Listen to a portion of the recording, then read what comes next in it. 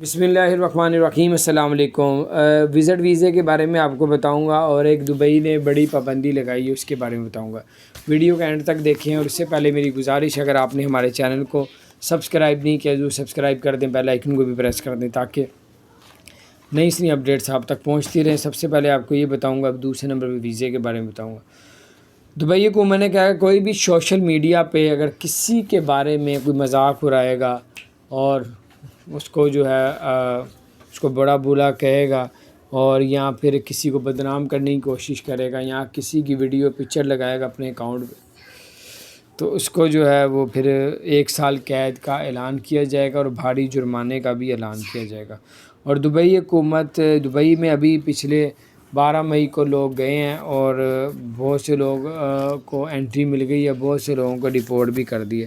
تقریباً بتایا جا رہا ہے کہ 60 سے 80 لوگوں کو ڈیپورٹ بھی کیا گیا ہے، حالانکہ ان کے پاس ٹکٹ بھی تھی، ویزا بھی تھا، ویزا ایکٹیو تھا، کسی قسم کا کوئی مسئلہ نہیں تھا، پھر بھی ان کو ڈیپورٹ کر دیا گیا۔ بہت سے لوگ 12 مئی کو چلے بھی گئے ہیں، لیکن پتہ نہیں ایسے کچھ معاملات ہو جاتے ہیں جس سے بڑا دکھی ہوتا ہے بندہ۔ اللہ تعالیٰ اپنی رحمت کریں۔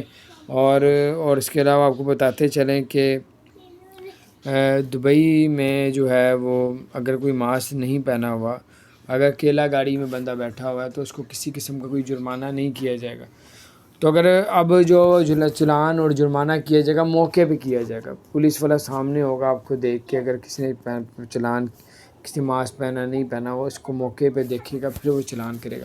اب پہلے ریڈار سے، کیمروں سے ہو جاتا تھا، چلان ہو جاتا، لوگوں کے ساتھ زیادتیاں بھی ہوتی تھی، تو اس وجہ سے ان میں یہ کیا۔ اور اس کے علاوہ ابوظہبی حکومت نے جو ہے 1 جولائی سے قرنطینہ ختم کر دیا۔